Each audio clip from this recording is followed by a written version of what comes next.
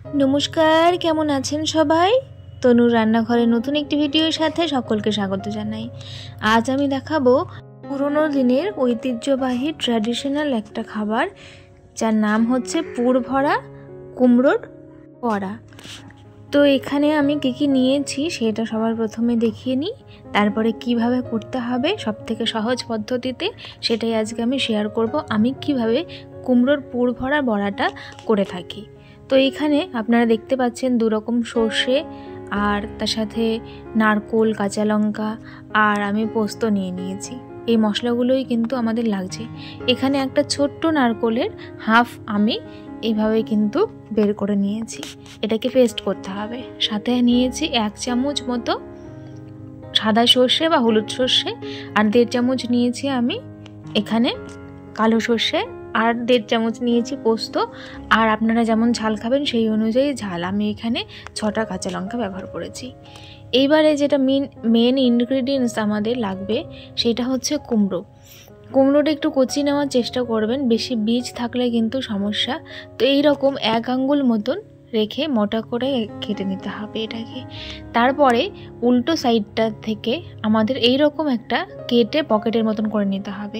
পেছনটা জোড়া থাকবে আর সামনেটা পুরোটা এরকম খোলা থাকবে, দেখতে যেমন একদম পকেটের মতন লাগে সেই রকম করে এটাকে কিন্তু কেটে নিতে হবে।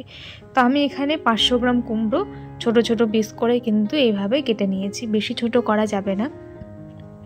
এরপরে প্রথমে সর্ষে আর পোস্তটাকে আমি গুঁড়িয়ে নিয়েছি জল ছাড়া।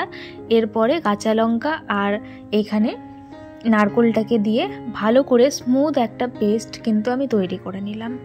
কালো সর্ষে সাদা সর্ষে মিশিয়ে ব্যবহার করার চেষ্টা করবেন, এতে ভীষণ সুন্দর একটা ঝাঁঝালো স্বাদ আসে আর খেতেও কিন্তু দুর্দান্ত লাগে। তো এই সর্ষের মধ্যেই আমি 1/2 চামচ মতন নুন আর 2 চামচ মতন সর্ষের তেল এখানে দিয়ে দিলাম। দিয়ে খুব ভালো করে কিন্তু এটাকে আমি মিশিয়ে নিচ্ছি। এরপরে আমি যেই ব্যাটারটার মধ্যে এটাকে চুবিয়ে ভাজবো সেই ব্যাটারটা প্রথমে আমি তৈরি করে নিচ্ছি। তো এখানে প্রথমে আমি দিয়ে দিলাম বেসন 3 চামচ। এরপরে আমি দিয়ে দিলাম এখানে 2 চামচ চালের গুঁড়ো বড়াটাকে ক্রিস্পি করার জন্য। তারপরে দিয়ে দিলাম স্বাদ অনুযায়ী নুন, 1 চামচ আমি দিয়ে দিলাম হলুদ, 1/2 চামচ দিয়ে দিলাম জিরে গুঁড়ো, আর 1/2 চামচ দিয়ে দিলাম আমি ধনে গুঁড়ো।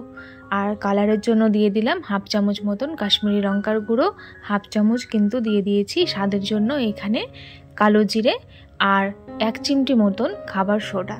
তো এটাকে ভালো করে আমি প্রথমে মিক্স করে নিই।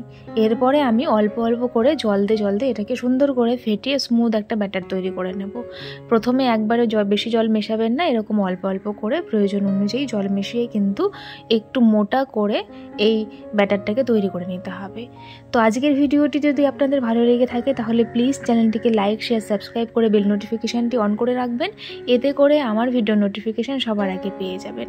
দেখুন কতটা থিকনেস রেখেছি, আশা করছি আপনারা বুঝতে পেরেছেন। তো এইভাবে এটা রেস্টে রেখে দেব। তারপরে আমরা এখানে পুরটা প্রথমে এখানে ভরিয়ে নেব। তো এই যে কুমড়োটা আমি পকেটের মতন করে চিড়ে রেখেছিলাম সেইটাকে আমি এবারে কিন্তু এই রকমভাবে সর্ষে পোস্ত যে আমি পুরটা তৈরি করলাম সেটা এইভাবে যতটা প্রয়োজন চামচের মধ্যে করে নিয়ে আমি এইভাবেই কিন্তু কুমড়োর ভেতরে ঢুকে এইভাবে রেডি করে রাখছি। দেখুন সবগুলো আমার রেডি করা হয়ে গেছে। এইবারে একটা কড়াই বসিয়ে এখানে কিন্তু বেশ খানিকটা সাদা তেল আমি দিয়ে দিলাম। সাদা তেলের মধ্যেই আমি ভাজবো, সেই জন্য সাদা তেল দিয়েছি। এইবারে খুব সাবধানে যাতে পুরটা বেরিয়ে না আসে সেই রকম সাবধানে কিন্তু এই ব্যাটারের মধ্যে চুপিয়ে আস্তে করেই কিন্তু এটা তেলের মধ্যে ছেড়ে দিয়ে লো হিটে একটু টাইম নিয়ে এটাকে উল্টে পাল্টে ভাজতে হবে।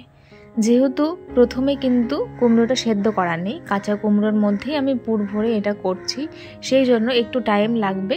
কুমড়োটাও ভেতর থেকে সেদ্ধ হবে আর বাইরের দিকে এইভাবে লালচে হয়ে কিন্তু এটাকে ভাজতে হবে। আবারও রিকোয়েস্ট করছি, যদি ভিডিওটি ভালো লেগে থাকে তাহলে অবশ্যই আমার পাশে থাকবেন এইরকম আরও নিত্য নতুন রেসিপি দেখার জন্য আমার চ্যানেলটিকে সাবস্ক্রাইব করে। দেখুন খুব সুন্দর করে কিন্তু ভেজে নিলাম আমি। খেয়াল রাখতে হবে শুধু যাতে পুরটা না বেরিয়ে যায়। তো এইভাবেই আমি সবগুলোকে কিন্তু খুব সুন্দর করে একদম লো হিটে, বুঝতেই পারছেন আশা করি, এটাকে আমি ভেজে নিয়েছি। এটা ডালের সাথে অসম্ভব সুন্দর লাগে খেতে। আর এটা কিন্তু আপনারা খালি মুখেও খেতে পারেন। তো খুব সুন্দর করে সবগুলোকে আমি ভেজে নিলাম। দেখুন কত সুন্দর একটা কালার এসেছে আর একদম বড় বড় হয়েছে কিন্তু ভাজার পরে। আজ তবে চলি, ধন্যবাদ।